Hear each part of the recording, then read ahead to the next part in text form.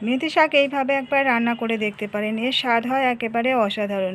আর মেথি শাকের এই রেসিপিটা তৈরি করার জন্য এখানে আমি কিছু মেথি শাক নিয়েছি। শাকগুলোকে প্রথমে কেটে নেব।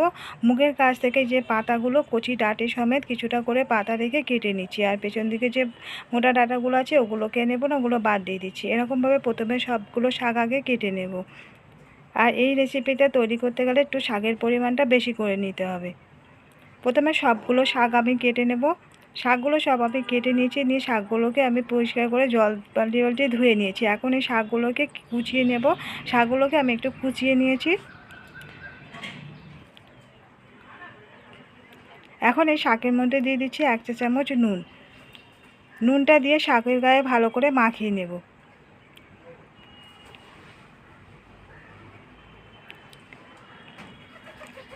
নুনটা মাখিয়ে এখন এটাকে ঢাকা দিয়ে রেখে দেবো। নুনটা গলে গেলে এই যে শাকের গায়ে যে জলটা আছে তারপরে চেপে আমি জলটাকে বার করে ফেলে দেবো।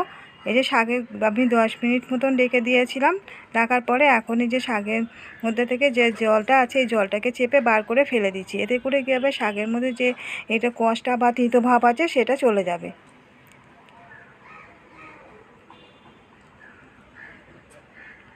এরকমভাবে প্রথমে সবগুলো শাক আগে চেপে চেপে জলটাকে বার করে আমি অন্য একটা পাত্রের মধ্যে শাকগুলোকে রেখে দিচ্ছি। সব শাকগুলো আমি জলটা চেপে বার করে নিয়েছি। আর এখানে আমি কিছু আলু কেটে নিয়েছি। আলুগুলোকে একটু সরু সরু করে পাতলা করে কেটে নিয়েছি। এখন গ্যাসে কড়াই বসিয়ে এর মধ্যে দিয়ে দিলাম কিছুটা সর্ষের তেল, আর দিয়ে দিচ্ছি 1/2 চা চামচ সাদা জিরে ফোড়ন। এবারে দিয়ে দিলাম একটা বড় সাইজের পেঁয়াজ কুচানো। পেঁয়াজটাকে প্রথমে একটু ভাজা করে নেব। পেঁয়াজের পরিমাণটা একটু বেশি করে দিতে হবে, নাহলে খেতে শাকটা ভালো লাগবে না। এখন এর মধ্যে দিয়ে দিচ্ছি রসুন বাটা। 1/2 চামচের একটু কম আছে রসুন বাটাটা দিলাম। দিয়ে রসুন বাটাটাকে পেঁয়াজের সঙ্গে একটু ভাজা করে নিচ্ছি।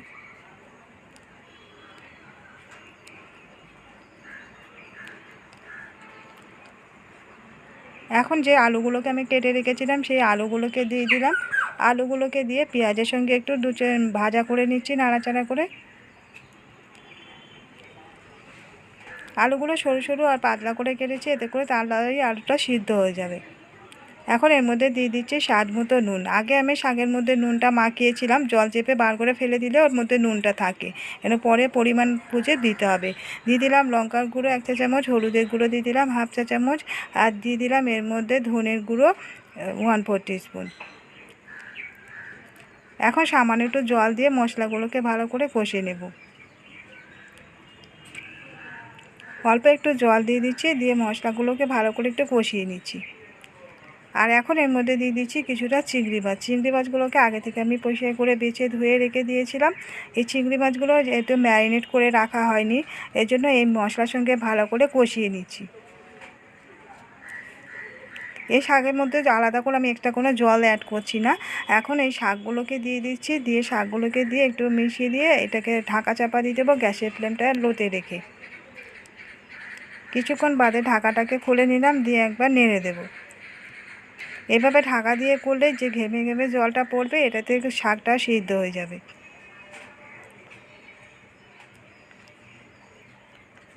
এখন আবারও ঢাকাটাকে চাপা দিয়ে দেব। 2-4 মিনিট পরে ঢাকাটাকে খুলে নিচ্ছি। ঢাকাটাকে খুলে আরও একবার নেড়ে দেব।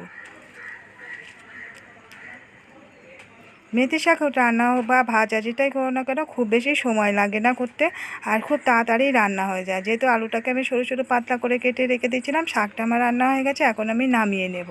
তৈরি হয়ে গেছে চিংড়ি মাছ দিয়ে মেথি শাক রান্না। এইভাবে একবার চিংড়ি মাছ দিয়ে মেথি শাক রান্না করে দেখতে পারেন, খেতে কিন্তু খুবই ভালো লাগে। তো বন্ধুরা, কেমন লাগলো আজকের রেসিপিটা কমেন্ট করে জানাতে ভুলবেন না। ভালো লাগলে একটা লাইক দিয়ে দেবেন, শেয়ার করে দেবেন, এবার সাবস্ক্রাইব করে রাখার রিকোয়েস্ট করলাম নতুন বন্ধুদের কাছে। পাশে থাকা বেল বাটনটিকে অন করে রাখবেন, যখনই নতুন ভিডিও আপলোড করব নোটিফিকেশন আপনাদের কাছে পৌঁছে যাবে। আজকের মতো বিদায় নিচ্ছি, আবার ফিরে আসছি নতুন কোনো রেসিপি নিয়ে।